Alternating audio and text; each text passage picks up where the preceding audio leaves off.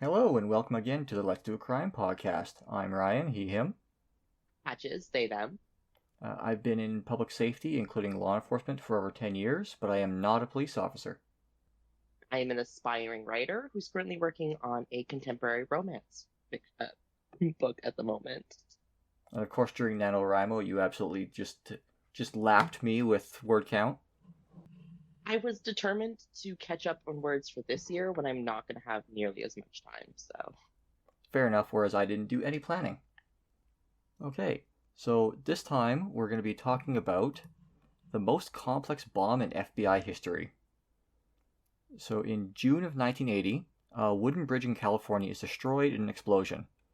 Authorities would later state that they believed this explosion was a trial run for a much larger bombing a couple months later, which was the most complex bomb the FBI has ever encountered. Trigger warnings for this one. I'll say up front that no one gets hurt with this in this specific event, but there is going to be talk about an abusive parent/husband situation that I'll briefly talk on the background information. But this event doesn't hurt anyone.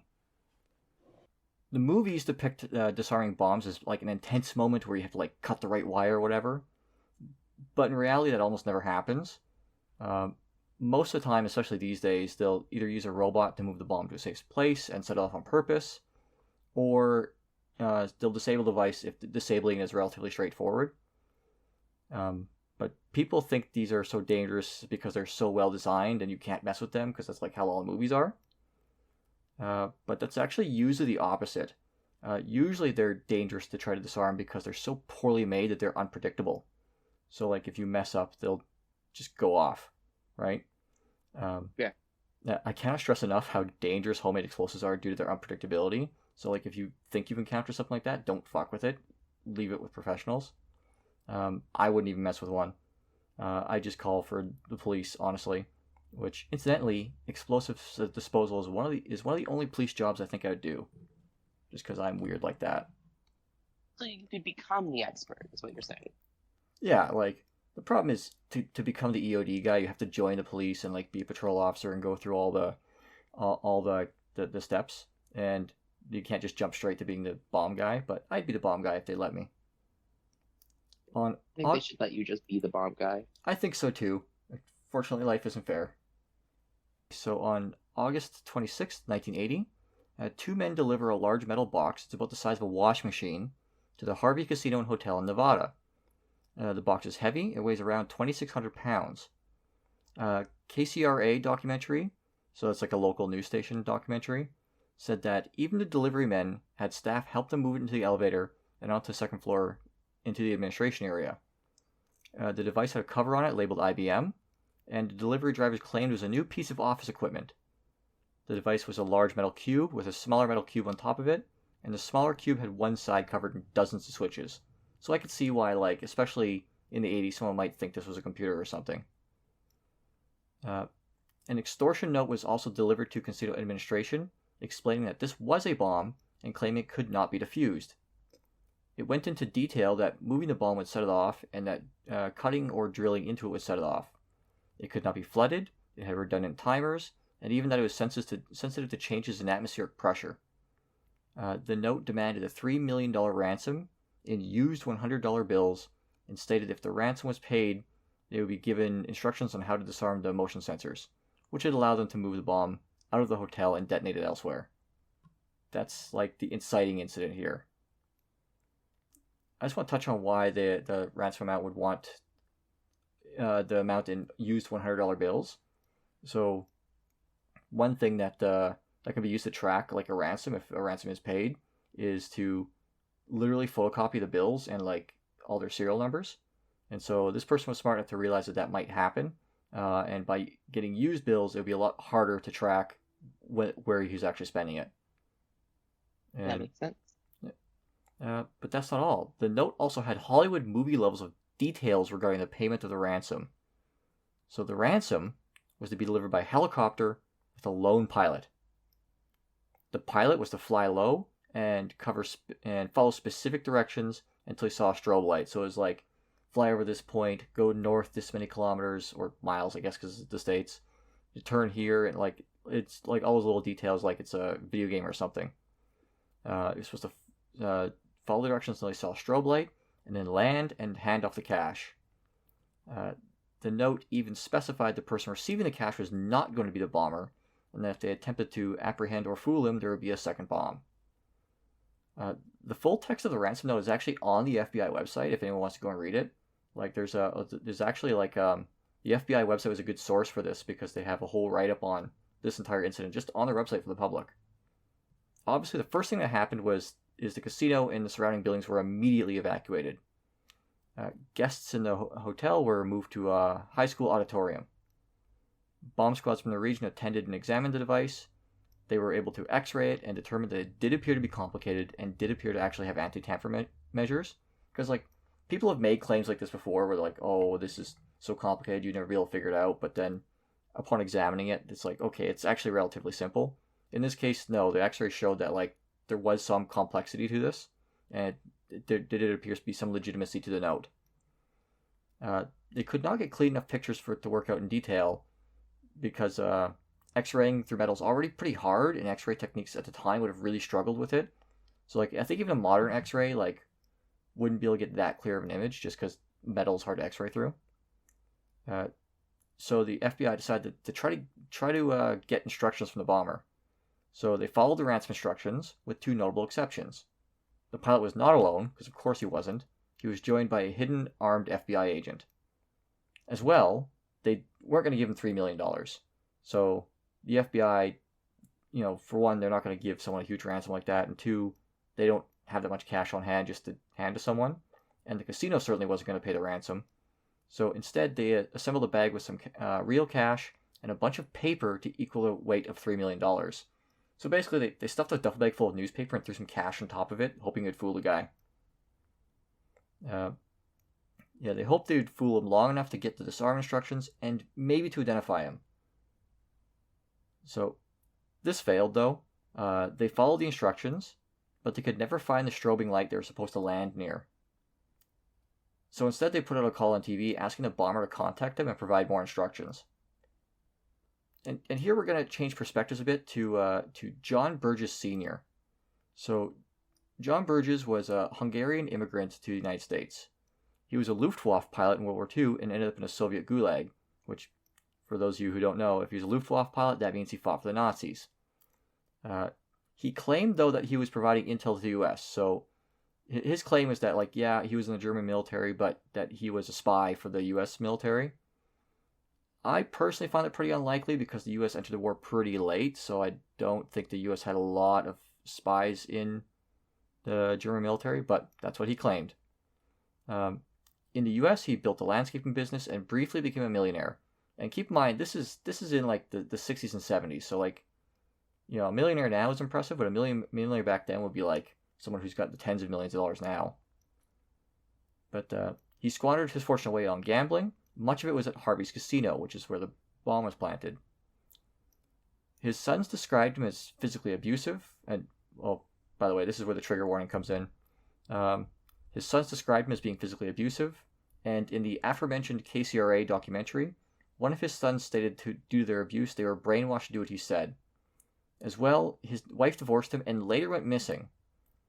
He was never accused of any involvement in her missing, but even his sons suspect him. Blaming the casino for his losses, Burgess hatched a plan to get his money back with a ransom. He enlisted his sons to help him steal over 1,000 pounds of dynamite from nearby construction sites and set about constructing his bomb. His sons later stated they didn't think that he'd really go through with it, and when he had completed the bomb, they refused to help him deliver it. Now, side note here, dynamite is actually not that hard to get your hands on. I'm not going to say how to get it, obviously, but it's entirely possible you can stumble upon old dynamite if you live someplace where mining operations were pretty common, like here in Alberta. It's pretty easy to get dynamite. You just go into a desert temple and dig down. Yeah. Also, if you go in someplace in Alberta and just dig down, you'll find old dynamite. The reason I bring it up is because if you ever think you found old dynamite, which is just like a tube kind of thing, sometimes it'll be covered in weird slimy crystals. Do not touch it. So what dynamite is, it's nitroglycerin mixed with a type of soil to make it stable. And anyone familiar with nitroglycerin knows that it's friction sensitive, so it can go off even with a loud noise.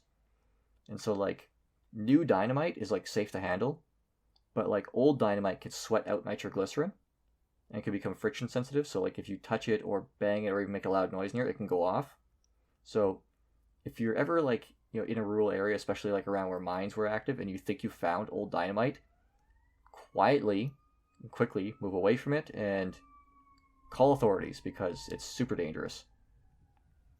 Fun fact: here at Edmonton, we have a bunch of old coal mines underneath the city, but most of them have been thoroughly cleared out. There's old coal mines at Edmonton.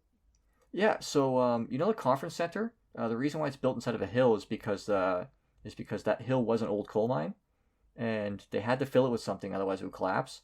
So rather than just filling it through with concrete and leaving it there, they built the convention center in it. Oh, well, all right. Yeah, so that's some fun local history. Anyway, Burgess then enlisted the help of Terry Hall and his father-in-law Willis Brown. So Burgess had Hall and Brown deliver the device to the hotel. The men claimed they didn't know the device was a bomb until after it had been delivered.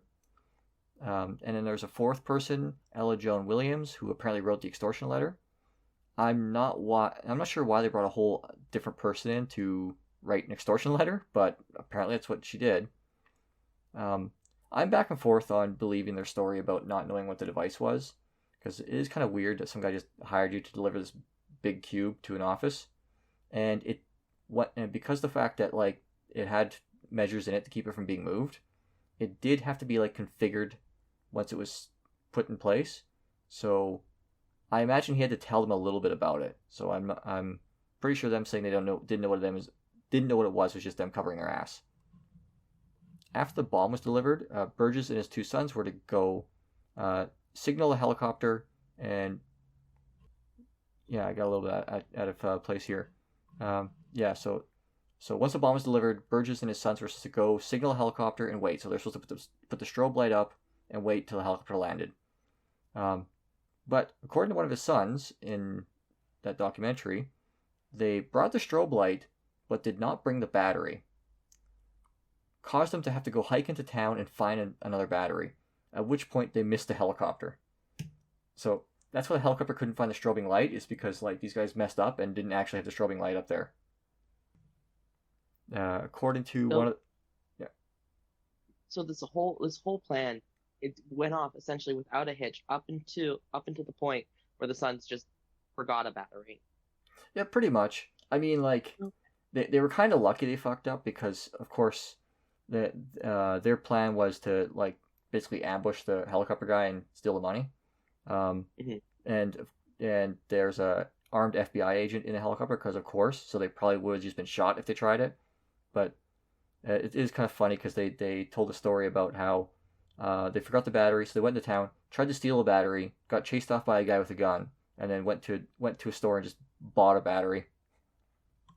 It costs them money to fuck up the helicopter. Yeah, the best kind of criminal fuck ups are the ones where like they'd have to just like spend money normally and just lose it. I don't know if you're familiar with 419 scams. That's like the stereotypical like Nigerian prince scam kind of thing. Yeah. There's a whole group of people online who dedicate themselves to basically just trolling them and trying to get them to spend as much resources as possible. Like the people will pretend that they're actually being scammed, but not actually give the scammer any money, and just string the scammer along and see how much money they can make the scammer spend before they give up on them. So like sending packages back and forth, or like long distance phone calls and like stuff like that. Yeah, it's basically just like trolling, but against scammers. So like they deserve it. Trolling, but for good. Yeah. So going back to casino, the bomb experts have determined that even if they did get the code, they can't really be sure if it if it actually disarms any of the motion triggers, and so therefore it's unsafe to move it under any circumstances. So like upon examining the bomb, they've come to the conclusion that like, yeah, even if the bomber does cooperate and gives us a code, we can't prove that like 1, he built it right, or 2, that he's not lying, or 3, that he's not just like didn't just mess up and give them the wrong code. So they're like, okay, even if we get the code, there's still a good chance it will go off, so we can't move it. We have to disarm it or blow it up right here. So any plan to disarm it has an extremely high risk of detonating the bomb. So any plans that require someone to be in harm's way are thrown out. So, like the amount of times that someone actually goes over physically and like cuts a wire and disarms a bomb is pretty rare. You're pretty much only going to see that in situations where, one, there's no other option at all, or two, the disarm is pretty straightforward and they can just walk over and do it. In this case, like, they don't have to put someone in harm's way because the area's been evacuated, and they also are pretty sure that like one little mess up would set the bomb off. So they're like, okay, we're not gonna have a person go and try to disarm it because odds are it'll get them killed. So we have to come up with only the plans that don't involve having a person next to the bomb, which is reasonable in my opinion. In the end, they went through a whole bunch of plans and came up with only one plan that had any chance of working.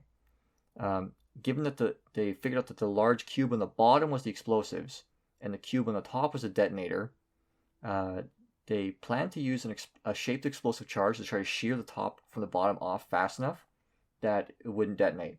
So a shaped charge is like when you take an explosive and design it in such a way that the blast all goes in one direction. So demolitions use this a lot because you don't just want a big bang, you want a bang in one specific direction to minimize damage to everything you don't want to blow up. And so that's basically what they did, is they made a shaped charge, and the idea was if the explosion from their shaped charge is fast enough, it could cut the detonator off of the bomb without actually setting off the bomb. Outside the casino, there's a complete media circus. There's just tons of video. So there's lots of video coverage. If you go on YouTube and search this incident, there's tons and tons of video coverage of this. And apparently other casinos in the area were running betting pools on whether the bomb would go off, or even specifically when it would go off. So, like, this has become like a public event. People are betting on if they can defuse the bomb or like when it was going to go off. On August 27th, the authorities expanded the evacuation area in preparation for their disarm attempt. So they count down and it doesn't work. So the bomb goes off, doing substantial damage to the casino and minor damage to surrounding buildings. So they tried their shape charge thing and it ended up setting off the bomb, which they already knew it had a high chance of doing that. And it didn't destroy the building, like almost amazingly, but like it did do a lot of damage to it. No one was hurt thanks to the careful evacuation. But there's videos of this, and there's crowds outside watching like the countdown, and crowds can actually be heard cheering when the explosion happened. Yeah, a bunch of people just made some money. Yeah, I was just gonna say a bunch of those people probably made some bets. A lot of them probably just hated the casino, and maybe some of them just liked a good explosion. I mean, like, it's kind of easy to be lighthearted about the whole thing, knowing that like this is planned. You know, no one's in the area. Like, even though like, you know, the bomb went off, no one is hurt. So yeah, I'd say that like, you know, that would be a fun thing to watch. It's like watching a planned demolition of like a building. It's just entertaining. Yeah, because it's unplanned, so you got money on this one. Exactly. But like, that's not even all. The investigation is also something out of an 80s movie. So like this whole thing, I'm shocked they haven't made a movie of this yet, because this whole thing would fit perfectly in like a period drama. The investigators comb through the bombing site looking for evidence, but the casino's owners have their own security there because like there's millions of dollars of cash and casino chips that are also in the wreckage. So the casino staff are in the wreckage collecting the money and making sure none of the investigators are pocketing any. And as well, the building was damaged but not destroyed. So just 2 days later, the casino reopened. They put a wall up separating the damage from like the good casino with windows in it so that people could watch the investigation happen while playing the slot machines. So this casino had like a viewing window into like, you know, the crime scene where all the FBI agents are combing through the debris and stuff like that. That makes sense, honestly. If the casino is going to do anything, it's going to capitalize off the situation and make more money. Oh yeah, the casino owner apparently during the shutdown was like most angry that like the casino shut down. He wasn't making money. And this is where this is also one of those things where you hear those stories. We've all heard stories of like a casino lights on fire, and there's people like still at the slot machines when like the fire reaches them. This incident is also one of the sources of that like that urban legend, I guess, like because the fact that during the evacuation they did have to like go and like physically remove people from some of the slot machines, being like, no, you're leaving. There's a bomb in here. Gambler's going to gamble. Gambler's going to gamble. Initially, this investigation is really tough due to the casino being a high-risk target. So, it's a casino, and this casino is particular. I should have mentioned earlier, this casino is kind of weird because, like, Nevada is, at the time, one of the only states where gambling is legal. And so, like, that's why Vegas became a thing, right? But this casino wasn't in Vegas. It was actually right on the edge of Nevada, on the border with California. So basically, like California didn't have gambling and Nevada did. So this casino built right, like literally, like if you cross the street from this casino, you're in California now. To capitalize on the fact that like California residents aren't going to want to go all the way to Vegas to gamble. They'll just cross the border and gamble here. So this is a pretty big player in the area. So naturally, this casino had a lot of targets on its head. There are over 500 leads, but none of them really pan out. So they went through, tons and tons of leads. Like organized crime still a thing. Like it's at this time Vegas was moving away from the mobster era, but like there's still organized crime, and so like they were considered because like this is a competition. The other casinos in the area, of course, gamblers who lost a bunch of money, like business partners, like. There's just all these people with really good motivations, but none of them really go anywhere. It's not until a year later that there's actually a break in the case. So, the ex-girlfriend of one of Burge's sons apparently overheard part of the planning process. So, for whatever reason, this guy was planning this bombing with his sons while one of their girlfriends was over, which is just genius level intellect. She heard part of this, and at some point after the bombing happened, she told her current boyfriend what she had heard, and saying that, like, I think this is related, it sounds similar. And then the boyfriend turned around and called the FBI. After an investigation, the sons initially refused to cooperate, but eventually made a plea deal to testify against their dad, and in exchange they were not given any jail sentence. So I think both the boys are still teenagers at this point, and so of course initially they're like keeping their mouths shut to protect their dad, but after a little while they turned around and ended up not going to jail. One son later stated that the investigators and prosecutors actually helped him break free of his father's influence and start improving his life. So he actually credits this investigation as like pulling him out of potentially a life of crime, because they helped him like realize that his father is abusive and that like maybe he should turn him in.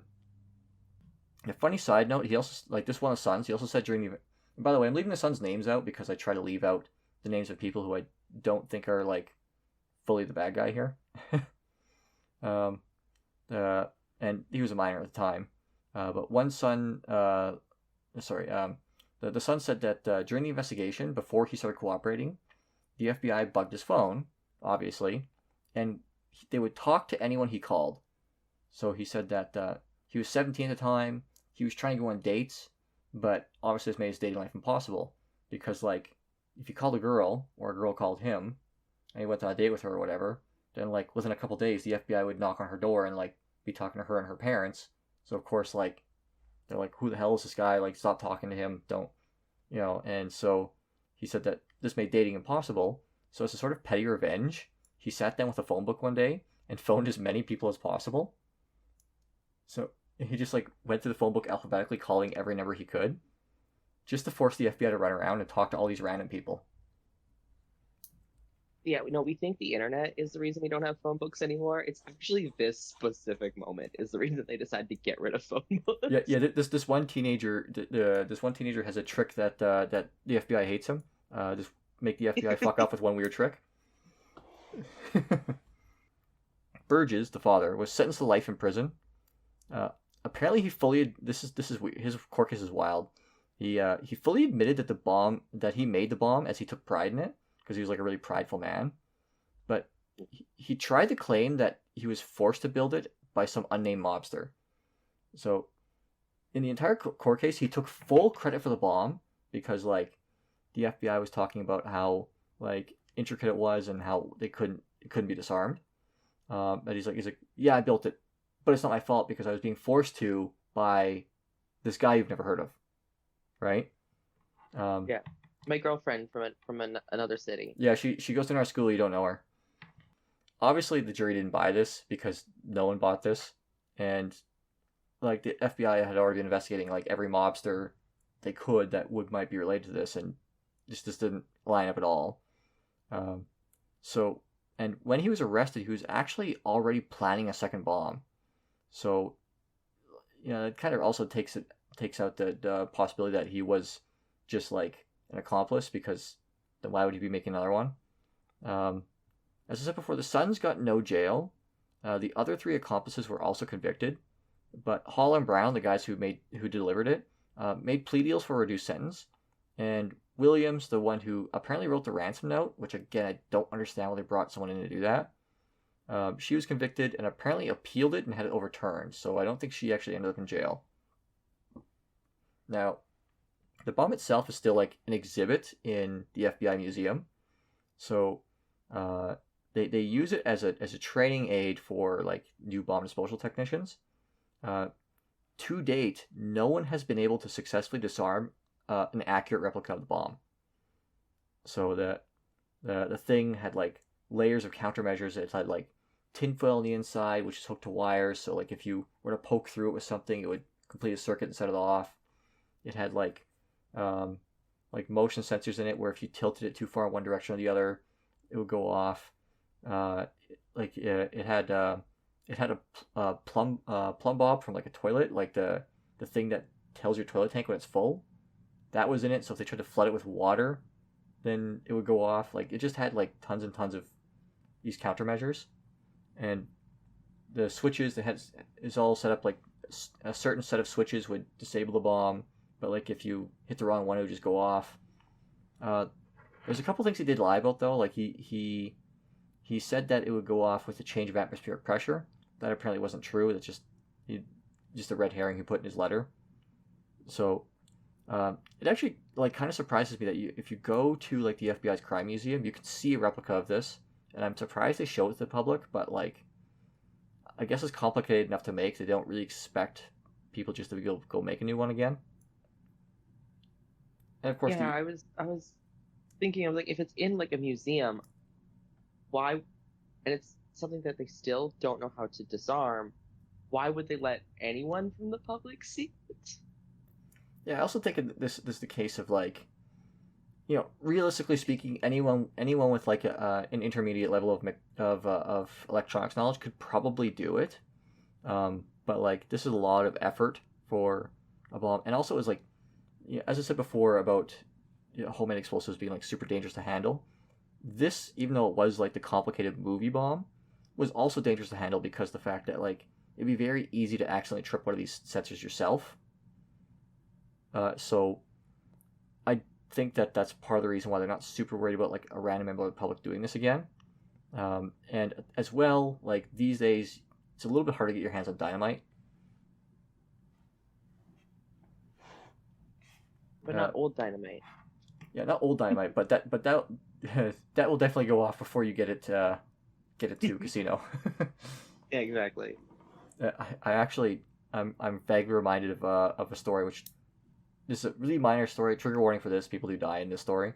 But after 9/11, there was a Russian terrorist group that was going to try to make like the Russian 9/11, and so their plan was to go and plant a bunch of explosives around like a really big public square on New Year's Eve, and then at midnight they were going to set them all off. And what they had used as detonators is they used cell phones, which like we've all heard of that. And so the plan was to like set up all these explosives and then send them a mass text at midnight to set them all off. But what happened was they, when they got in the van to go deliver these things, they turn all the phones on, and then on the way to go plant them, they got a spam text message, which set off their bombs and only killed them. Huh. So that's just a little funny aside of a weird bombing fact. Spam messages only do good once, and it's in that moment. Yeah. So spam messages trying to redeem themselves by taking out some Russian terrorists. And so, in 1996, Burgess died in prison of liver cancer. I didn't see what happened to the others, but I do know one of his sons seems to be fairly successful running a welding shop, and he's the one who was talking to a lot of documentarians. And so, yeah, that's the story of the most complicated bomb in FBI history. So this one I have to give a shout out to Quixer on YouTube, because I was aware of this incident. I was binging Quixer's channel recently, and came across, he did a really good video on this too. It's one of those, it's an animated YouTube channel, so if you want to have stories like this but animated, Quixer, it's QWIXR, I think. That reminded me the story existed, and so that got me researching it. Thanks, Quixer. Do you have any final comments or self-promotion, self-plugs? I do not. Unfortunately, I've been making all of my quick-witted comments throughout the episode, so. Okay, well, that's it for this week. If you have any stories or comments for me to talk about in the show, you can email me. It's letsdoacrime@gmail.com. So it's all one word, LETSDOACRIME@gmail.com. And until next time, don't bomb a casino.